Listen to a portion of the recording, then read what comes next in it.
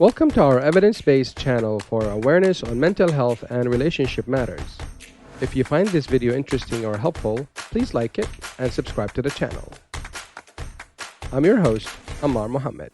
Today we have Regine. Hello. Regine, nice to have you with us. Great to be here. Yeah, wonderful. Great. I'm happy to share this topic. I feel like it's a really important topic. A lot of people know about it, and today I would like to kind of connect this topic to mental health well-being and mental health toughness. Right. So the topic today is going to be about toxic relationships. We can look at the signs of toxic relationships. Focus on seeing like some of the what could have caused it, Right. and what kind of what can be done to remedy it Perhaps or to preventions or prevent anything, it. right. Yes, absolutely. Statistics have shown that there's a significant impact on people's lives, either at home or at work, with friends, with families, that is related to relationships.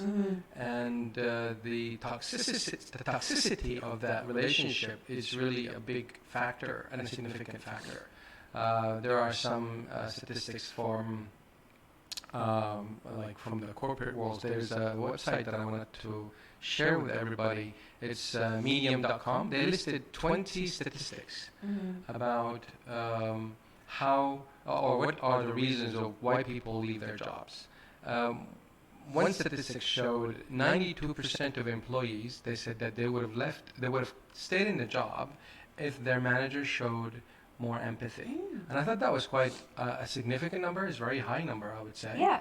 And it shows that connection of empathy from the manager to the employees is quite important. There's another survey by Hayes. They surveyed 2,000 employees. 43%, they said they leave their job because they're looking for a better culture. So that shows also the environment. So the toxicity of the relationship, it does impact the environment, whether it's at work or whether it's at home. And there's some, are you familiar with any statistics from the Malaysian divorce rate in Malaysia, for example? In Malaysia, for 2017 to 2018, there were a few stats given by the government saying that there was an increase. There was only a very slight increase in divorce rates. We would like to have better relationships, and actually, good relationships can still exist after divorce. That's true. Yeah, because a lot of relationships, married relationships, or after divorce, they have kids, and they would have to be able to cooperate with each other to co-parent, and for the children, right? And I have seen a lot of broken families, unfortunately, where the children are left hanging. Wow. Either the parents cannot agree on who would take custody of the children, or one parent would be more willing and the other parent just leaves, Interesting. right? Yeah. And that's a bit unfortunate for the child. For the child, yeah. You can imagine how the child observation of the relationship of the parents and the toxicity, if I may say again, the level of toxic relationship that they have been exposed to. It's shown another surveys and studies that they show that also can be inherited to the children, that they very likely that will end up having also challenging marriages and so forth. That's true. And because it is very important in children's development to have a good family environment, right? And if not, it could be very traumatic for the child. True. And it could really affect their adult life in the future, and how they choose their partners and how they perceive their future relationships with other people as Great. well. So what I'm hearing from you is that you really also agree that this is a very important topic. Yeah, of course. Right. The name is called toxic relationships. It's toxic. It's bad. It's bad. So yeah. So one of the things that research had shown that one of the signs of conflict that is around toxic relationship is argument. So arguments are very common, and there are also signs that you are having arguments in relationship to toxic relationship. So it's because not all arguments are related to toxic relationships. So so these are some of the signs that I would like to discuss today in regards to um, what what qualifies an argument to be a sign Right. that this is conflict Because under. yeah, because arguments, they just that word itself, it's very broad, right? They Very could good. you could range from very mild arguments to extreme, like terrible arguments, true. right? I'm going to go ahead and show some of the signs as we move forward, and we will comment about each of these signs that qualify an argument to be a toxic Yeah. argument. Yeah. So when there are so many arguments that are not resolved uh, and they were left, that is very likely is a sign. I mean, that's again according to evidence-based research that showed that this is a sign for either the development of a toxic relationship or that you are already in a toxic relationship. So, Because when, I guess what you're saying is, when an argument doesn't come to conclusion, like there's no closure to the argument. right, and it just left, and Right. it's just something that is kept in the memory Yep. for one or the other that would bring it up again. Yeah. And you can think of it as something that would be like related either in marriage or friendship or parent and child. That can be quite detrimental Yeah. to the health of that relationship if they're not able to resolve the argument.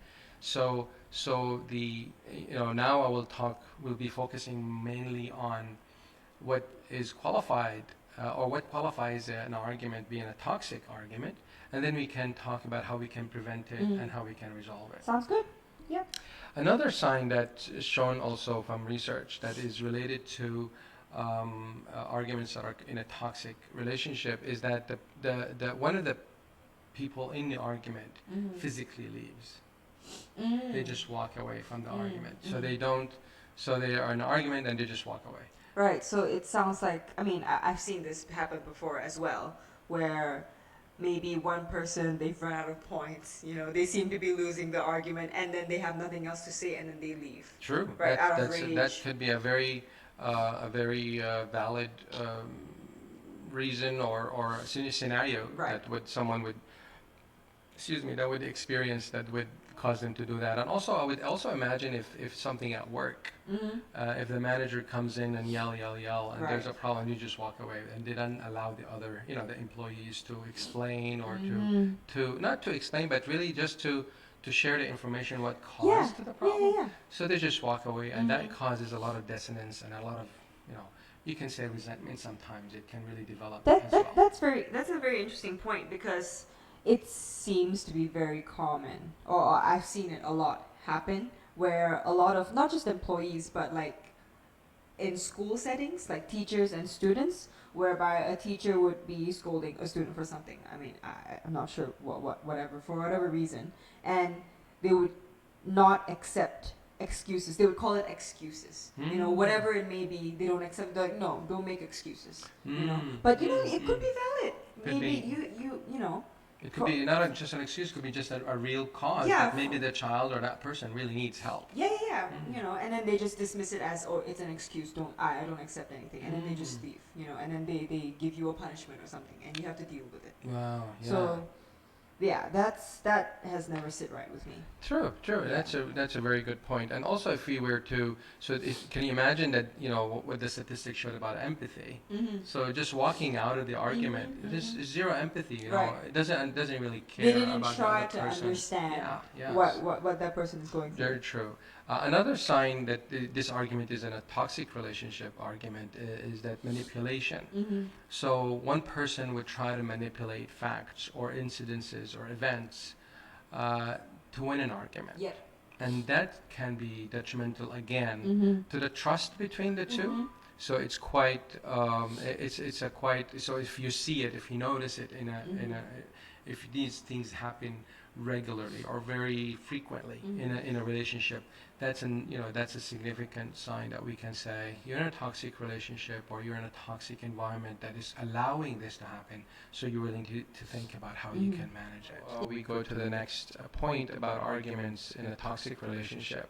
So if the argument is persistent, and it actually is not just persistent arguments, it's the same argument persists for days or weeks. So if this argument goes on and on, it's not like not talked about or resolved, but it just keeps fueling the intensity of the relationship in a negative way. So that's another sign that this argument is a signal for a toxic relationship. Yeah, because I feel like I have experienced a lot of these before, like from friends, the people around me, or just myself as well. A lot of the times, it seems like if an argument goes on for that long, of course it's toxic, and I think it's because one of, or maybe even both partners, or one of them, can't let something go. Like they don't feel content, they don't feel the closure that the other person is understanding them, so they keep feeling like they need to bring it up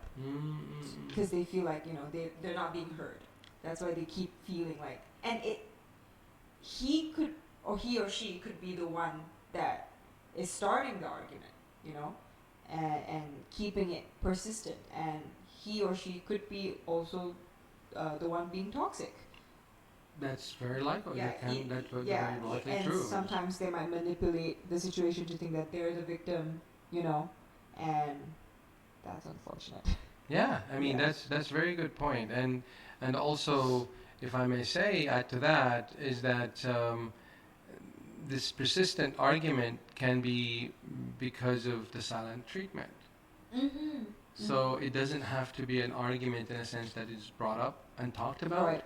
But the residue of the argument or the impact of the argument can end up with silent treatment, and that silent treatment is it's a perpetual reminder of the argument without really saying anything. Yeah. So screaming and yelling, and that's really happens when someone loses the argument. So if they lost the argument, if they got got cornered in the argument, and they feel like they have nothing else to say no or nowhere to left, go, and then they just get louder they and start louder. yelling and screaming. Yeah. So that's a sign that this is not a good relationship. It's not a healthy relationship. Maybe there's a lot of good in that relationship. It's just not a healthy relationship that we can say, yes, it's not toxic. However, by having this, it's not just a one-shot deal. It would need to be an ongoing thing. It would need to happen more than once. It's kind of like almost every argument would end up in something like that. Some may say that person might just be really bad at communicating. Like their communication skills are just straight up bad. Some people might say that. But I have seen relationships that don't work out and are just very bad and toxic and manipulative. But once the people they both separate and go on to other relationships that are better for them, it turns out amazing. It turns out well. So maybe it's not them, but sometimes people match with others better than others. Compatibility, and some people just make a better pair than others. Yeah. So that's also a good point. And I would like to add to that. It's also there's another variable here. If it's not working in the first relationship, in the first marriage, and it works fine in the second marriage, one variable there, or one contributor, not a variable, but a factor, is that the new marriage doesn't have baggage, doesn't have past experiences that they or unresolved arguments. But if they start to continue with the same behavior and not resolve arguments, well, guess what? It might end up. Yes. And that's why we always encourage people, if your marriage is okay with just these little problems, be mindful that these problems, they need resolution. If they're not resolved, there will be, it'll be a ticking bomb. So, to the relationship. So that's the same thing for managers and employees. I've seen many employees because I was doing coaching. So I worked with employees that wanted to leave the job. And through coaching, they were able to develop their confidence as well as in counseling as well. So I've done coaching first, and now I became, later on, I became a counselor. So through counseling, through coaching, we can help people to develop that Specific self-confidence, skills. and they be able to talk to the boss constructively, respectfully, but they address the argument and resolve it. And that's really what it takes. It takes this confidence, it takes courage, it takes believing in your capabilities that you can resolve this argument. If you want to leave the job, that's great, but leave it for the right reasons. Right. So it's not something that you're running away from. Yeah, but I still wouldn't like to push away the people who really do try, but still it doesn't work out, because it really takes two, right? Absolutely. So if Absolutely. for example, if I'm trying and the other person is just not reciprocating and just then that's not my fault. That's a one-sided it's effort, yeah, and then you would need yeah. to really evaluate it Yeah. and do the right thing for Yeah, you. That's yeah. absolutely correct. True. Great, good point. So I think we have two more points. Yeah, we have two more points to go through. So another thing is that not a good sign for arguments in a toxic relationship is bringing up past arguments or past problems or that I never forgave you for that, or never, I remember when you did this or that, and I mean that can be a good sign that they're bringing it up, in a sense that they're bringing up something that is not settled. However, the way it's done, the timing of it is not a healthy way to do it. So it's good to resolve those in the past back then. At that Instead moment of- when yeah. it happened, resolve it. Yeah, it sounds like, when I hear these kind of arguments, it reminds me of the American politics.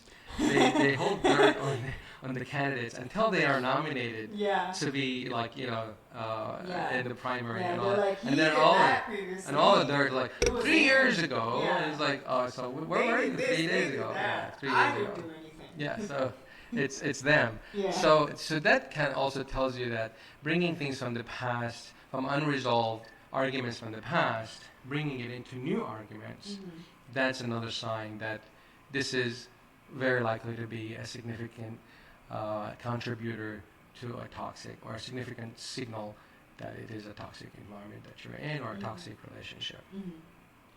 I think this is the last one. Threatening to leave, or threatening to get divorced. So these are the things that can trigger the other person. Like for example, in a marriage, if somebody says, like, in an argument, and it goes on, and maybe he is being questioned or she is being questioned, and then one of them would say, you know what, if this is how you're dealing with me, that's it. I don't want to be married to you. I just want divorce. That threat can take things away out of focus, because the argument is not about really staying together, but they are threatening, so there will be consequences of you questioning me that way. So that brings in a different level of... That's manipulation. That's manipulation. Well, that can be true. However, the threat can cause anxiety. Yes. Anxiety can cause anger. Yep. And can cause also reactions, but no responses anymore. It's a chain of reactions. It's a spiral going down to nowhere. We don't even know how far you can go, but it's one direction going down. So that threatening in an argument. If you ever bring this up again, I don't want to, I don't want to be married to you or something. Or even at work, something like, if you keep doing that, I'm going to quit. Well, this kind of threatening, even for the manager, that means that the employee maybe is not worthy of having that environment. So that's an opportunity to really train your employee, to help them understand the proper way on how to communicate and how to, because some of the reasons people react that way because they feel stuck. Right. They feel embarrassed, they feel attacked, they feel... So training the employee on how to manage their emotions and how to have this emotional intelligence would help. Same thing for the couples. And actually, you mentioned all of this stuff, and we didn't. We hardly mentioned about parents to children and children to parents. And I just wanted to mention something. Also, parents sometimes they threaten the children when they overact, when they when they behave, when over, you know. Express or whatever the case might be. So they start to threaten, if you keep doing this, forget your mom, or forget I'm not going to be here, forget I'm not going to be in this house, I would rather go sleep in the car or something. So these threatening in the middle of the argument, it can, as I mentioned earlier, it puts the argument in a different level. So it brings in anxiety, brings in insecurity, and that can trigger many people, if not all, that are in that system. I was thinking that at the moment we're getting to the point that we can talk about how we can prevent or resolve or be more effective in this matter. In terms of how to prevent all of that, is just really to do the opposite of what we mentioned. For example, to not resolve arguments or leave arguments unresolved. They need to, it's really important to develop problem-solving skills or soft skills that would help them to build these kind of skills. I mean, if they're not able to figure out on their own or develop it on their own, it's really important to reach out for help.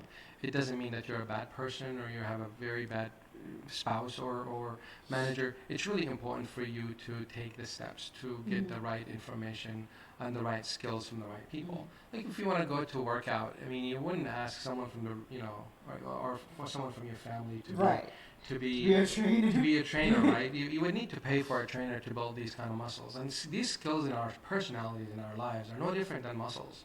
So it's just really that we need to spend the time and efforts. Sometimes we do really need to spend the money. To cultivate it.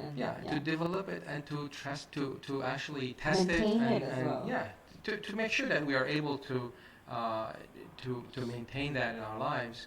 And it's not a cookie cutter. It's not like one thing that fits all.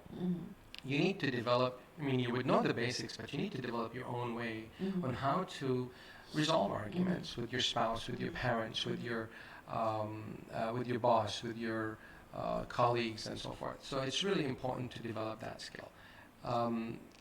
Any thoughts on that? Yeah, awareness is very important because some people, they are lacking in these skills sometimes, but they don't know, and they don't know that they need these skills, and they don't know that they're enabling toxic behavior. They don't know that, and we can't blame them. Good point. And nobody taught them, nobody told them. Very good point. Sometimes people are not aware that this is fixable. They're not aware that this is it's just a matter of really investing a few hours of your year, and you'll be able to figure something out. Because a lot of people brush it off as saying that, well, that's me, and if you don't like me, then go away. Right. Yeah, and it's me. If you can't accept me, then why stay with me? Go. They brush it off as that. But a lot of the times these behaviors can be learned and changed. True. So it's just the effort that you put in. Another thing that can help is really to be genuine in an argument, to be authentic. That would help us to stop. That would help the person to stop from manipulating the other person, so they can win an argument. Being authentic, being sincere, is something that we are all sincere and authentic. However, in some certain incidences, in certain circumstances, that we lose that, and that could happen. Other things that could cause that from happening is that feeling embarrassed, feeling ashamed, feeling pressured, guilt. All that, we just don't know how to manage these emotions, so therefore we just want to win an argument, just to make sure. So I would protect myself. I don't have to feel guilty. I don't have to feel embarrassed. I don't have to feel ashamed. So as a preventative on our part to not feel these negative emotions, we would push it on the humility part of us needs to be a little bit stronger. So it's a really striking the right balance between humility and self-confidence. It's really sometimes self-confidence can be coming as can put us in trouble sometimes. Right? Their ego gets overblown. They can't back down. Very good. Very good. I'm really happy with our discussion. Anything you would like to add? Because I feel like we need to kind of start wrapping up. I think so too. Any thoughts? I think we have covered quite a bit, and although it's only been how long, right? So we're only scratching the surface, and Yeah. there could be so much more that we have not Yeah, we can. dived into. I mean, we can go for hours. Again, for our viewers, if you feel like there's something that we didn't cover, or you feel that there's some of the points were not clear, or you don't agree to it, we'll be glad to address your concerns or questions. Don't forget to subscribe and like us. And if you have any thoughts or questions, please put them in the comments. Once again, Regine, thank you very much for You're welcome. joining me. It's And been a pleasure. it was great to have you with us. Thank you. Thank you very much. And thank you, folks. Stay happy.